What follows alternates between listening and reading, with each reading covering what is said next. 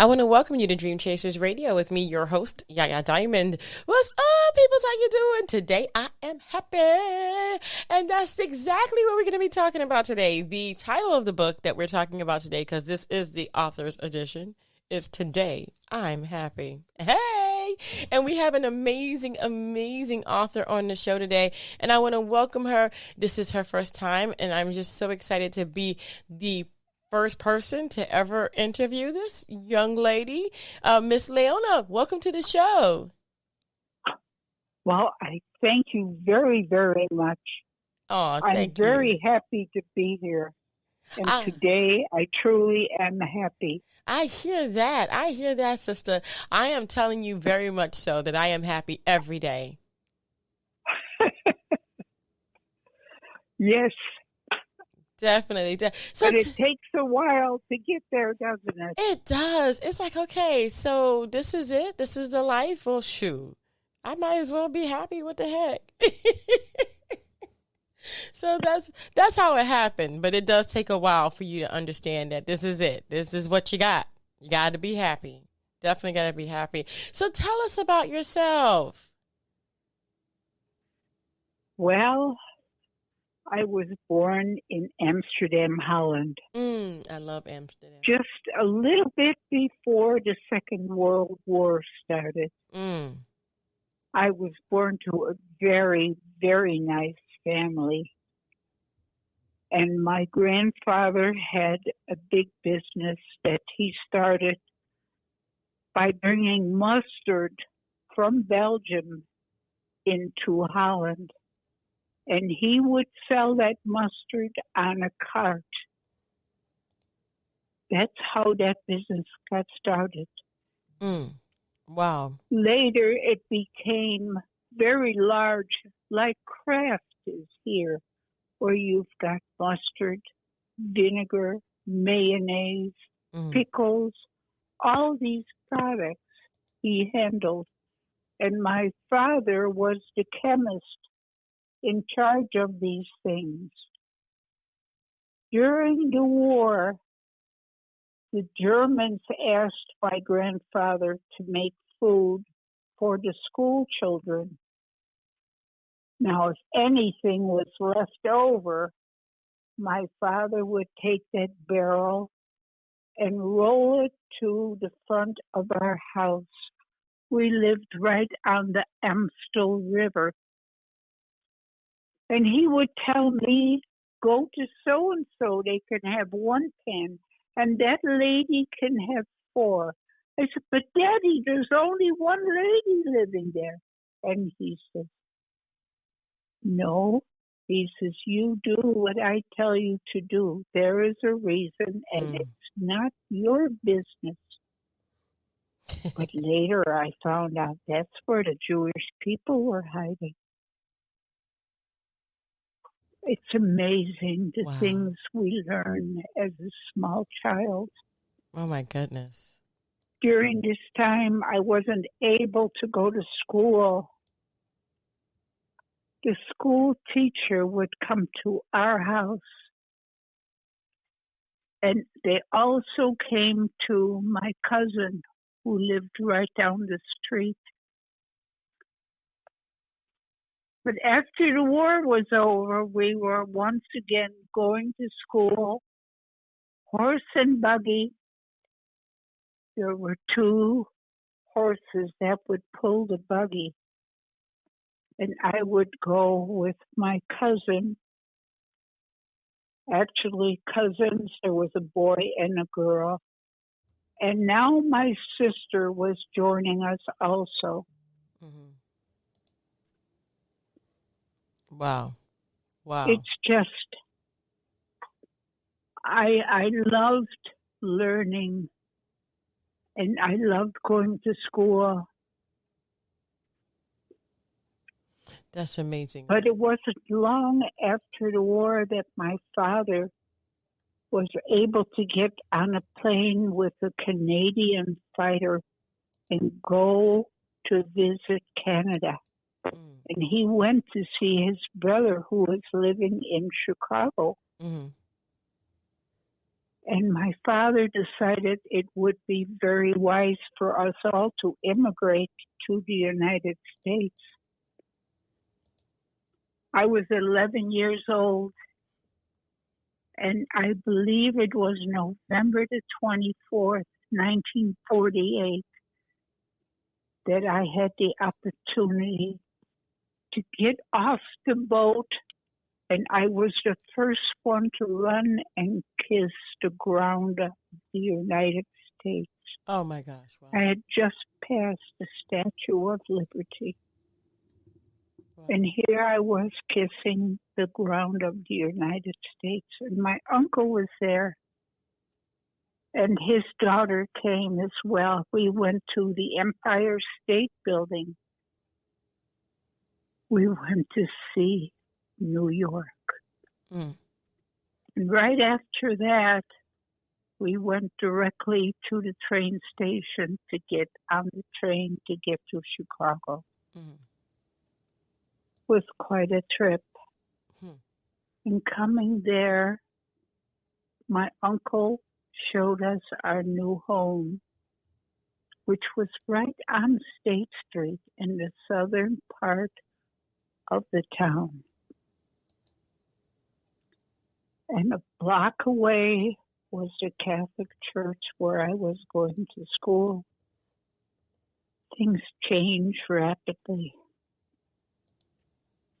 Wow. About a year later, my mom decided she wanted to go and move to Oak Park, but she allowed me to finish my 8th grade right there at that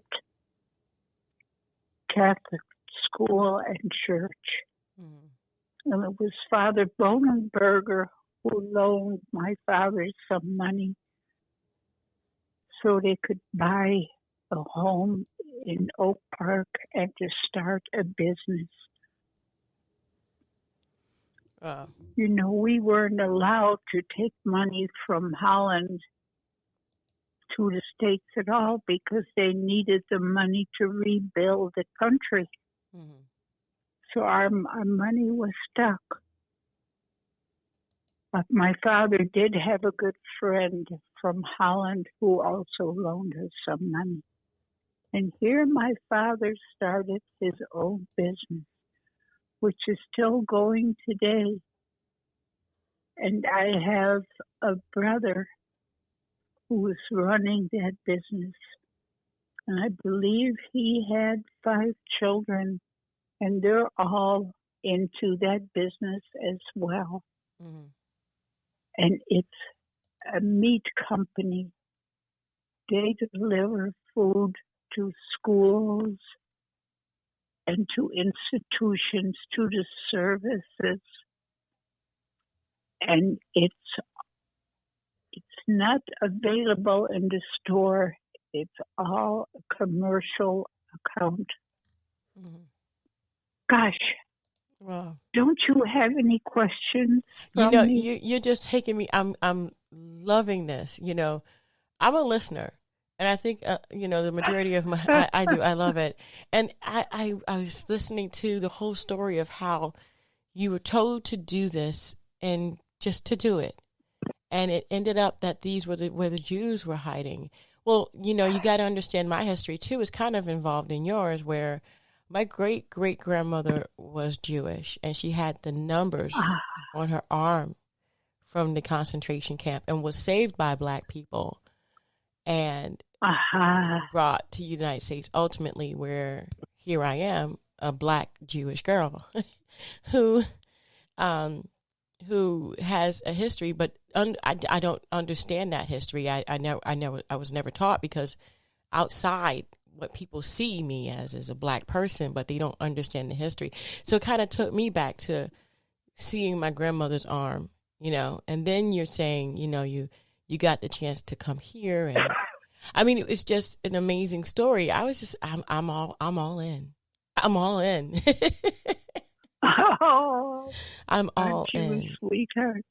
It's wonderful. Just beautiful, the story. And so tell me about the book and how you figured out that you are a happy person? How I figured out what? I'm sorry, I didn't get that. Tell me about your book and how you figured out, and when did you figure out you were a happy person and that you're happy today? It took quite a while. Mm-hmm. First of all, I did have a wonderful education, and my mother helped me a lot. Mm-hmm. But somehow or another, I came to become a teenager, and boys started to interest me. Ooh. And here, next thing you know, I've got a boyfriend who's quite a bit older than me. Mm-hmm. And he would take me and buy me a drink at the bar down the street on Roosevelt Road. I shouldn't be doing things like this. No. But at the time, I didn't know any better. And yes, I did get into trouble. And here I am. How do you tell your parents that you're expecting a baby? Mm. Oh my God. I couldn't tell them directly, but my father had made a friend of a fella who was in the meat business. That is, he had a sausage business.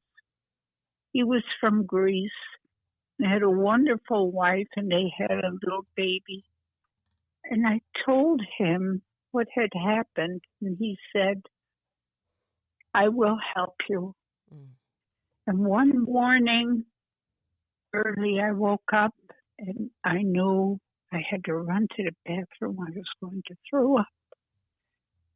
And my sister comes walking into the bathroom, and she says, what's the matter with you? And I say, I'm pregnant. Mm.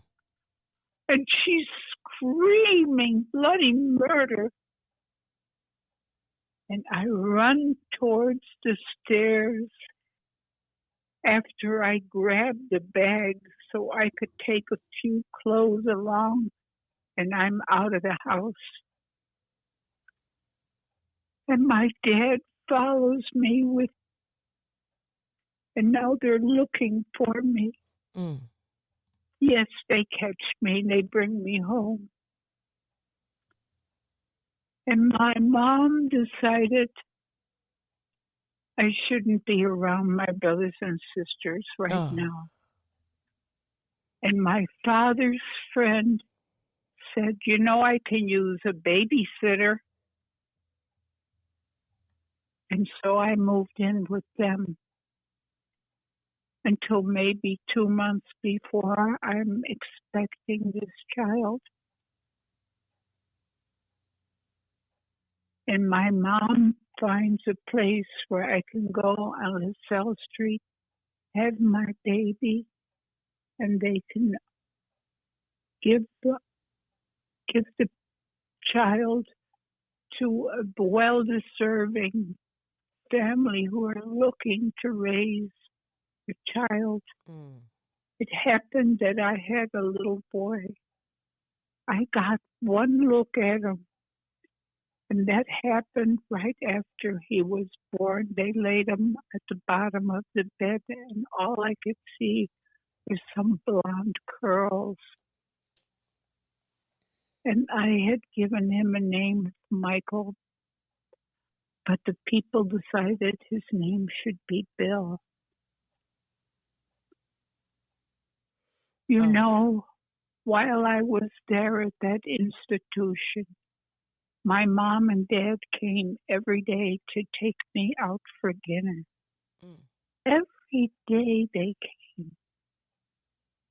They wanted to make sure that I was going to be all right. And when it was over with, my mom picked me up, took me home, and she had made lunch for myself and my brothers and sisters. So here we are eating lunch, and my youngest brother says to me, You remind me of Mary of Magdala. I didn't know how I was going to handle it, but I prayed. And the lucky thing is one day while I was there at that institution, which was St. Vincent, I was able to sneak in to another floor where I saw another couple picking up the baby. Oh. And they were so happy with that child. And I thought, my little boy is with a good family too. Uh-huh. I was just sure of it. And there was nothing further I can do. It was now time for me to go to college. But I had to get some kind of work first. Mm-hmm. And my mother took me to downtown, where she took me to an insurance company. Okay. It was USF&G Insurance. And she introduced me, and they got some information from me, and they decided to keep me there. And I was working for $46 a week. Oh. And I would take the train to Oak Park. And as I got off in Chicago, I would go to Jackson Boulevard, where I was working. And the $46, of course, yes, they took something for Social Security. But right. Whatever I got, $10 went to my mom. $10 went into a savings account. And the rest I used to get what I needed, my transportation, my little food, whatever. Mm-hmm. Wasn't long that I was finally able to go to DePaul University, which is the Catholic University in Chicago. Mm-hmm. I just loved it, and I did very, very well. I met some wonderful people. I did get another boyfriend. You did. Wow. His name was Bill Mundy, and he worked for a traveling company. They picked up people's furniture and delivered it to different places. Wow. We became friends for many years. Mm-hmm. You know, I couldn't think of the fact that I'd given up this child. Yeah. There was nothing more that I could do. Did you ever find him? And I didn't want to get a hold of him. I couldn't even do that. You didn't find him? My studies were very good, and I finally started getting into wanting a bigger job than just working at the insurance company doing books. Right. Leona, but let me ask you a question. Yes. Did you, I mean, I know that I know we're going through the life and you know, I can't help but feel sad at this moment though, because did you ever find your son? Many years later, after my mother died, yes, I went to look for him. And I did find him. But at age 37, he had died of alcoholism. I never met him. I did meet his children. I wanted to meet them. And I wanted to meet his wife. And I even asked them to come to Puerto Vallarta, where I was living at the time. And they stayed a couple days and then decided They wanted to go someplace else to a big resort and stay there. And she decided she never wanted to see me again as long as she lived. And I had to accept that. Wow. So I'm so sorry. I know that my grandchildren are probably living in the Chicagoland area. Mm-hmm. But I don't want to disturb them if they don't want me. Wow. So, That Leonia, makes sense. it does. It does make sense. So, out of all of this, did you have any other children? Yes. Wow. You know, at age 24, after working very hard first at the insurance company, then for Sears Roebuck and Company, I was a secretary to the buyer of drugs and cosmetics. I worked for him. Then I found out I wanted to get into something different because I was into doing more logic. And I started working for an ad agency and loving it. Mm-hmm. As a matter of fact, one of the places where I worked, I was representing a brewery. It's unbelievable when I think about it. I guess alcohol was around me many, many years. And if you talk about later on in your life, at age 44, I decided I had had enough of alcohol. Mm. I had owned my own nightclub, as a matter of fact. Wow. But there's so many things in between that happened. Like at age 24, I met the most wonderful man. And he was of Dutch descent as well. His mother was absolutely fantastic. Mm. And we started an excavating business. Can you believe that? Wow. And we did all kinds of work, like setting up apartment structures.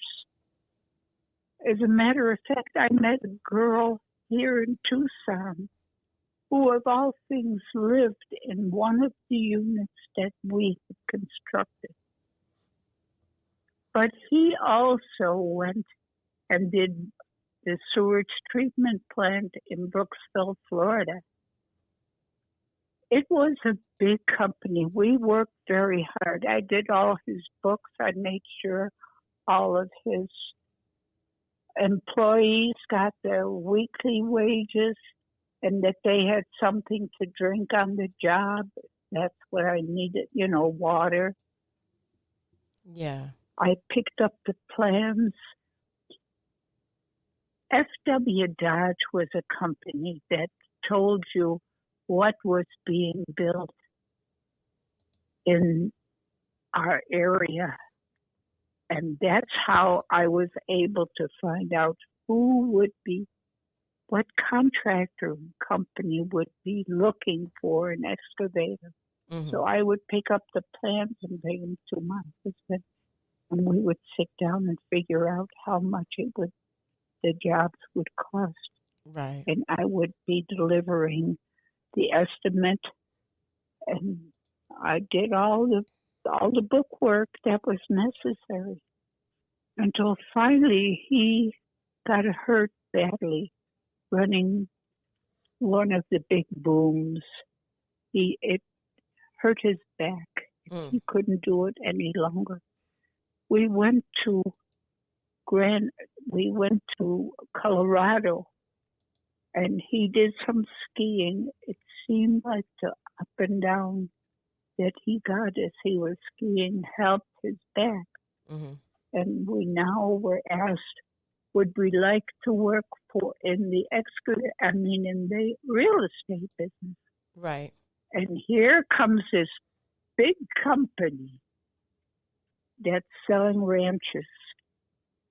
And believe it or not, we sold one whole lot. They would take me on a vacation trip because of the 5 agencies that they had working for them. I was always in the top 10. My husband and I, we just sold a lot.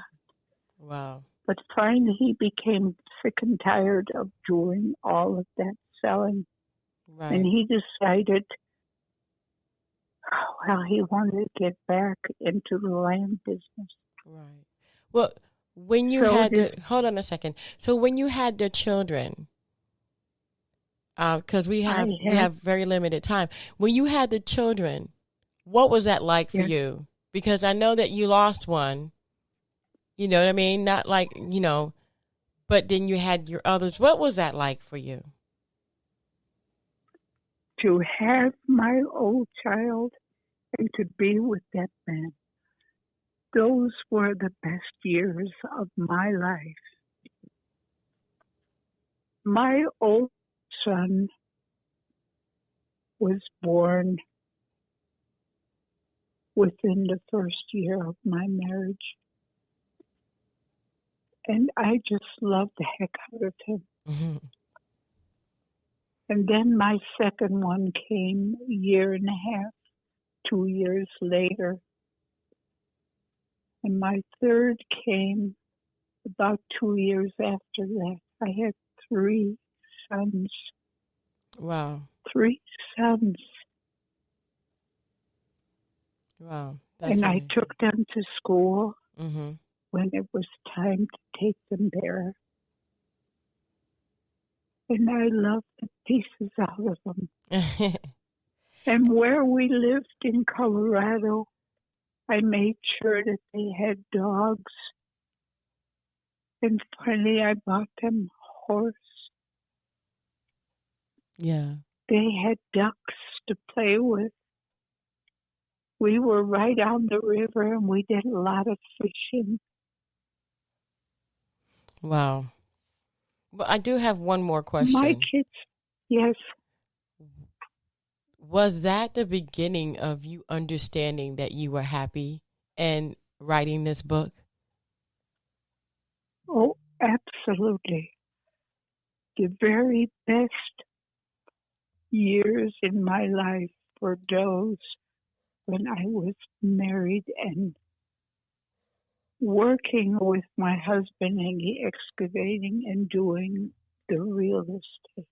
Mm-hmm. Wow. I can't tell you what it was like when he decided he had to go back to Illinois to work on our land there.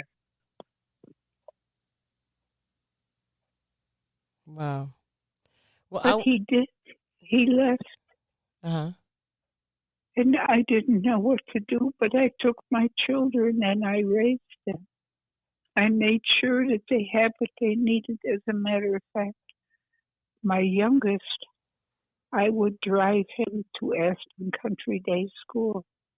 And I would make food for the children at Aspen Country Day, just so that he could stay there, which it was such a private school. All the rich people in Aspen took their children there. Mm-hmm. And he was even allowed to stay with them for a while. Wow. Wow. And my son Eric decided he would go and visit his dad. And he did get into a little trouble too. Somehow a friend of his decided they were going to see what they could get out of someone else's house. And that poor darling, he had a felony. Now he wanted to go to the Army, and he enlisted. He was in about a half a year.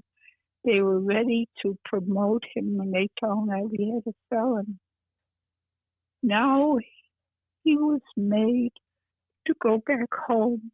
And when I welcomed him with both arms and said, darling, you just come, well, find a way out.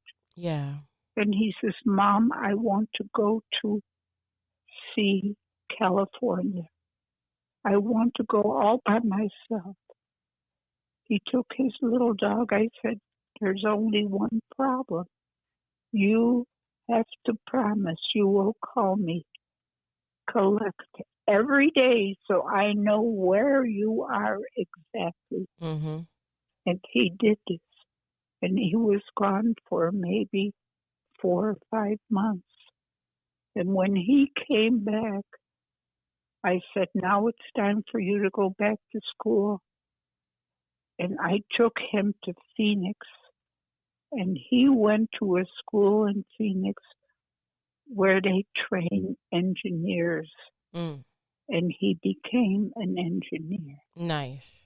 Later, he moved to Geneva, Wisconsin, where he met his wife. And they had 2 daughters, one of whom is living with me today. Wow. And I haven't said much about my oldest son. He was a simple little genius. He somehow got into computers. He set up his own company until it became just too much for him. And he got involved with a lot of computer companies that set up specialty programs for different things. And he runs computers today. Nice. As a partner with many people. Mm-hmm. And he's living today near Dallas, Texas, where he has 80 acres. There's a beautiful big lake and lots of trees on that property. And a huge home. And he had 6 children. Wow. I've been there. The place looks like paradise. Right. Wow. Wow. Can I answer more questions for you? I think that's it. I think that we got the gist of it because I think I'm happy now. I think I am happy now. I think that, you went through, but I would be happy too. And you have to be happy. And we're gonna have the link for your book in the description so people can find out more about you because your story is intriguing and it is wonderful. Thank you. Thank you. And thank you guys so much for tuning in. Don't forget to dare to be different. And until next time. Will you keep yourself on your focus? I will. All right. I will. Makes you happy right there. Definitely. Thank you. Definitely. And Leona, thank you so much. And thank you guys so much. And don't forget to dare to be different. Until next time, Thank guys. you. Bye. Have a wonderful day. Bye-bye. You too.